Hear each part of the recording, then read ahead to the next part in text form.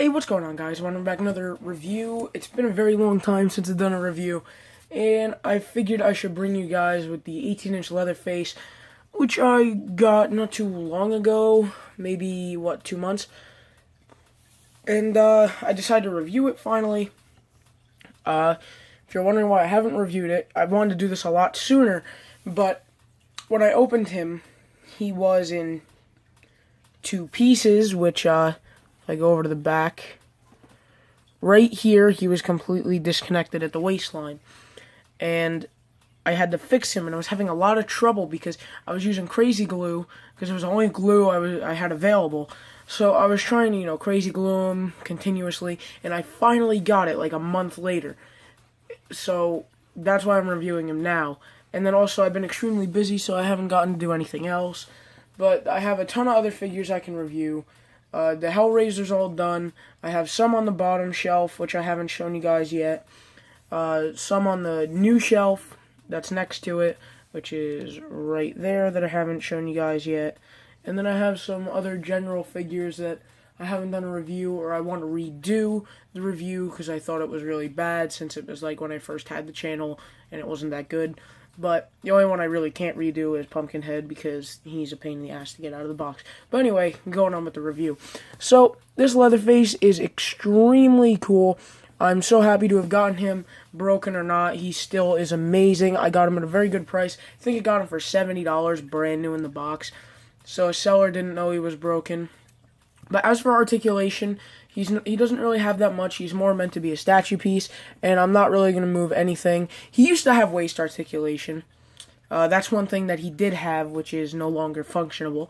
But his arms do move. You can see the seam right there on either side. And that's really just about it. The head moves, but very slightly, so there's really no point. And the waist, but again, there's even no point there, because the apron is meant to go on a certain way because that's how his legs are posed behind it. But I really do love the boots, which I'll zoom in on. They look really cool.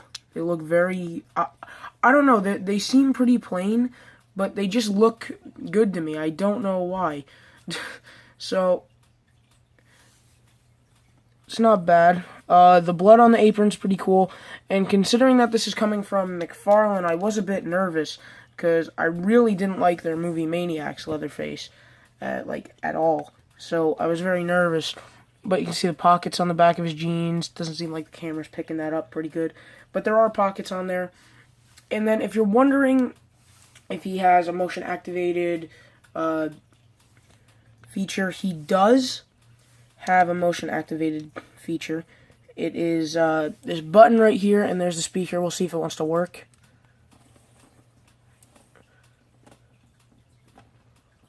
It's very annoying to get on. There you go.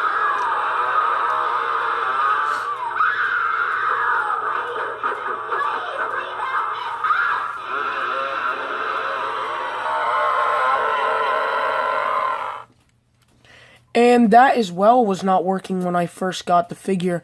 I almost had to open them up, but thankfully I didn't, because they don't like to open up that easily. All I actually did to fix him was, believe it or not, is I went around back, and on his speaker, I blew into the speaker with the button on, all of a sudden it started working. It wouldn't work at all last night, no matter what I did. I turned it around the next day, blew in the back of the speaker, and all of a sudden it worked. And it actually scared me, like, really bad, because I didn't know what noise he made, because I never looked at a review on him, so that was, pretty cool to see that was working. And this chainsaw here, I'm going to move up a little closer. This chainsaw is very cool, and it also is very sharp. So don't do what I did the first day and rub your finger along it, because it really hurts. And the blood on the apron here looks really good. See, if I actually just really quickly pull out my movie Maniacs Leatherface and compare it, yeah, this looks horrible. And especially the chainsaw, the blade is way too long. This just looks horrific, and then this is here, and it looks absolutely amazing. This looks like something that NECA would produce or put out. I can't even believe that Mcfarlane did this. They pulled it off so well. I love the head sculpt. I don't really like the pose because when you have it on display and you're not looking at it right, the arm just completely blocks the face.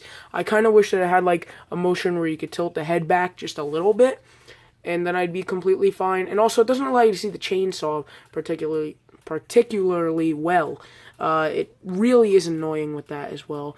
But to get in his hand, it is very simple. You have this, which disconnects midway. Pop it out, his fist will come off, and then same thing here, you just disconnect it from the bottom, which it is starting to disconnect, and it won't go back in, but whatever.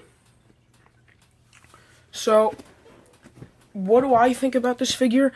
Do I recommend it? Yes, I definitely recommend it, but don't pay like $500 that some people are selling it for and stuff. Don't do that. Get it for like the price I paid for it.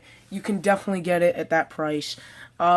My box did come a little water damaged, which the guy did explain that it wasn't a great box. But again, for $70, you really can't beat that. I see some people selling this for $200 to $500 sometimes, not all the time. And also, it's a very rare figure, so you're very, very lucky to own it. So yeah, I would recommend it. A rating for this figure, I would probably give it an 8.5 out of 10, just because it's good. But there's just some parts that I don't really like about it, such as the way that he looks. I kind of wish that the chainsaw was down. Like if you remember, if anybody knows about the Jemmy life-size Leatherface, I liked where his chainsaw was, and I liked his head down. And it would have been really cool if they had like some type of ball-jointed neck where you can bring it up and bring it down, sort of like what NECA does. I believe that the only figures really that they didn't have ball-jointed necks were for like the Hellraiser line, Freddy and the Freddy versus Jason, Jason's, the other Jason, and Hannibal, from what I know of. All my other 18-inch figures by NECA and the endoskeleton have ball-jointed heads, and a lot of the 6-inch scale. So I think that if Mcfarlane did that, it would have definitely put it over the edge for me, because I really like it. I even love, the detail on the mask, which looks absolutely amazing. The mouth looks amazing, which I tried picking up on the camera, but it didn't really work out. But yeah, so tell me what you guys think about this figure in the comment section below. Remember to like, favorite, share, comment, and subscribe, and I'll see you guys later.